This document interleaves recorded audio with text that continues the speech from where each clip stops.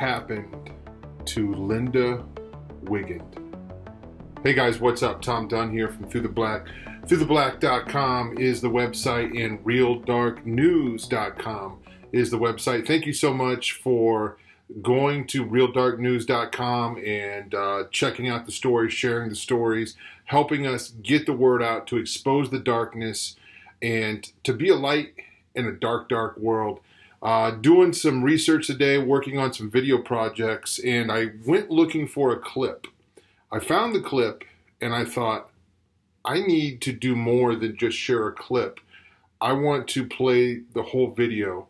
And this is the story about Linda Wiegand. And I found her testimony over 10 years ago, and it's inside of a Ted Gunderson video.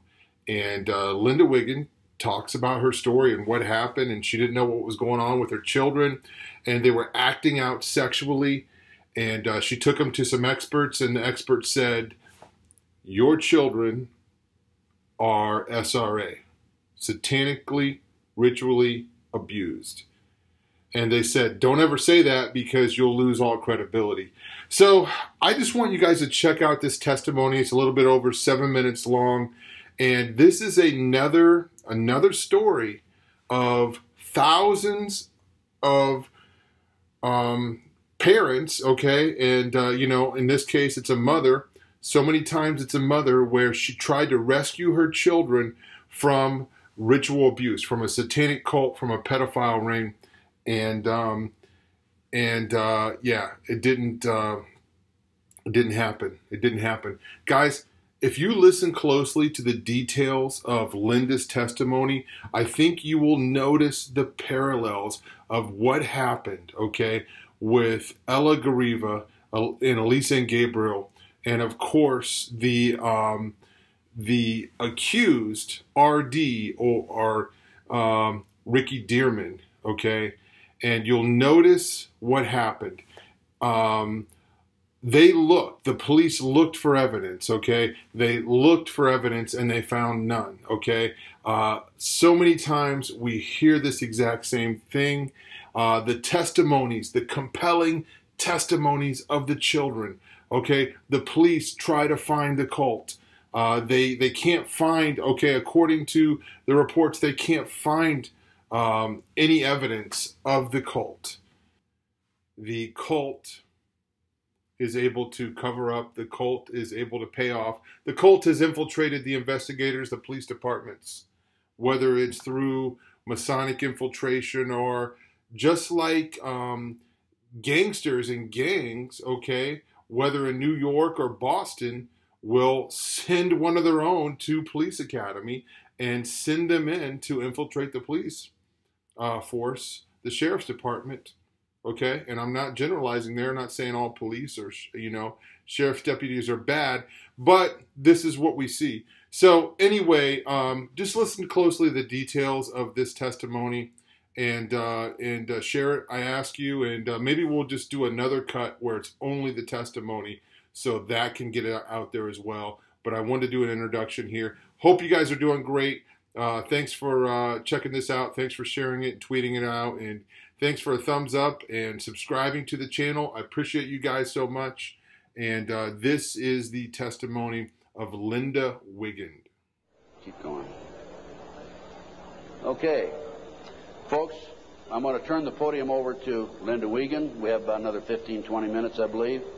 And Linda's going to talk about her case. This is one of the most classic examples of corruption I have ever seen. And believe me, you can tell from my lecture that I've seen some pretty awful examples of corruption. Go on from Linda. Linda Wiegand, my friend, God bless her, she's a fighter.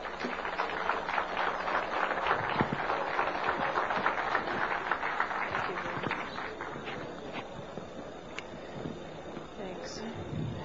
I'm here to tell you I'm a living, breathing example of what happens when a satanic cult abuses your children. And sometimes I put slides above the abuse, but after seeing the slides of the children this morning, I think you understand what this is about. And there's pictures over at the booth right out here. The devil to me, maybe 10 years ago, was something that was, I went to Catholic church. I'm still Catholic and Christian. I went to church, and the devil was something out there that you didn't want to talk about at night, and you didn't talk about in the dark, and it was just something in science fiction movies. My children disclosed just sexual abuse in early 1993. They were masturbating. They were pulling their pants down at the supermarket. They started having oral sex with my St. Bernard, inserting pens and pencils into the dog's rectum. The behavior got worse and worse and worse. I woke up one morning. I don't usually talk about this stuff. I woke up one morning to the bread, the butcher block that you cut bread on, because I'm a vegetarian, so it wasn't a butcher block. And there was a huge bread knife in the middle of the butcher block with a big pool of ketchup in the middle of it. And that was on my kitchen table. And I said to my children, what is this? Who did this? What does this mean? And my son John said, Mom, this is some of the things that we have to see and that have been done to us. I knew I had a big, big problem, and I had no idea what it was called.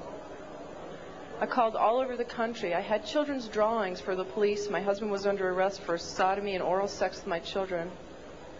And I had all kinds of drawings that had circles and people with, there was black candles always in the middle of these tables, and all this oral and anal sex pictures.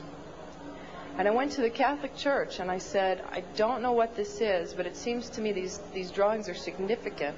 There are all kinds of symbols I don't understand, and devil heads and goat's heads, and I had no idea I did not know what satanic ritual abuse was.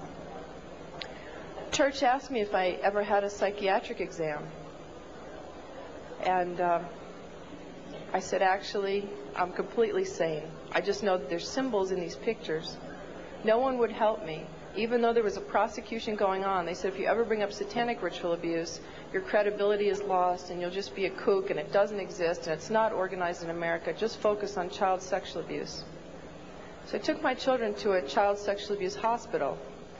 And while they were being treated, and I had legal custody of my children, and my husband and his lawyers and the judge found out my children were in an expert hospital, they confiscated my house, everything I've ever owned, from my baby pictures to my clothes. I walked away with literally the clothes we had on our backs.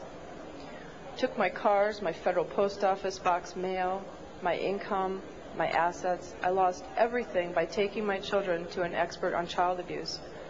It was trying to stop me from what my children could disclose from being uncovered, to try and just break that we had no assets to have my children have medical attention. The children were being treated for sexual abuse, and I had provided all the documentation. And one day the doctor said to me, I need you to come into my office. She said, this is a classic case of SRA. I had no idea. I mean, SRA, is that like an Irish Republican Army thing? I don't know what SRA is. She said, satanic ritual abuse. And she showed me the drawings that the children were doing in her office, and they were of blood sacrifice, of people cutting their arms and dripping blood in chalices, of chalices with devil heads, and on and on and on. It includes group sex. It includes children being killed. And I remember I just felt like my guts were just punched out of my body. I did not know what to do. I didn't know where to go. I called every organization in the country asking for help, children's organizations. And no one wants to acknowledge satanic ritual abuse. And all the child abuse organizations only say that they lobby. They don't actually help people. And so my quest to save my children has taken me here. And as a consequence, and I can tell you here today, there are other mothers who are here today to ask me for help who have children that were victims of satanic ritual abuse. And it's really hard for me because I'm only one person, and my life has been annihilated, although I have to say it's being rebuilt for the better. But John and Ben, my boys, are 11 and 8, and have lived for 15 or 16 months in the home of a satanic abuser who has been documented as a member of a cult, who 25 people and the state's attorney in Connecticut are investigating and have substantiated sexual abuse and the cult. And yet the governor and no one has been acting to protect my children. So it makes me wonder just how high this goes. But I'll tell you a story about a little boy that affected my life, and I guess it's besides John and Ben, who I always think about and who I want to stop this from ever happening to another child again. I heard a story about a little 8-year-old boy. His mom had taken him to protect him, and they were found. And I had been underground for 3 years, by the way. The mother and this little boy were found. The little boy was taken to a basement. He was crucified alive. First he was skinned. When they torture the children, it causes a physical reaction of the endomorphins in your body to just increase because of the terror and the pain. So when the Satanists drink the blood, they actually get like a chemical, a high, like a drug high from the blood of a tortured victim. And this little boy was found in the basement dead, with no blood, skinned alive and crucified. This cannot happen to any more children. I can't do it alone. My children are there. It's really hard.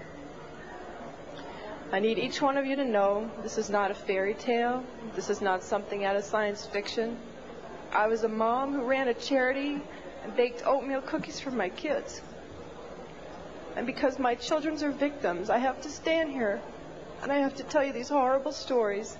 And I could tell them all day and all night, because both Ted and I get letters and calls for people begging for help all over the country right now. And the only way we can help them is to help save John and Ben first, set the precedence. We will not tolerate this anymore, not only to the children, but to our own lives. And we will not tolerate this. We must stand together. And I ask you to please, especially prayer and donations and letters, and help me save John and Ben. And then the rest of us are forming a task force to go around the country and start saving everybody else. Thank you very much.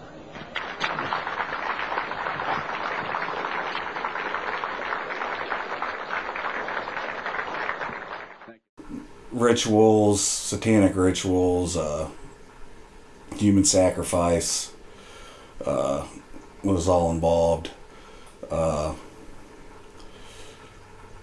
He was German. German, came from Germany.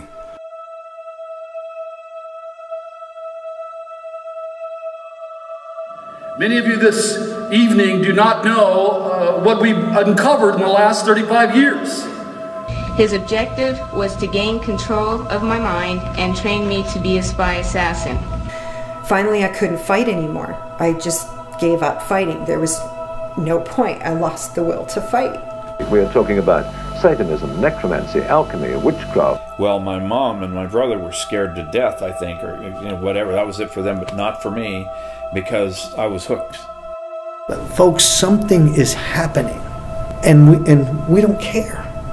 The church is hiding its head in the sand. Then they would begin to demonically laugh and hiss, and sometimes the voice would turn and they would go, "You sucker, you fool, we're going to kill you." I remember I was in just a big circle of people, and I was crawling around on my hands and knees.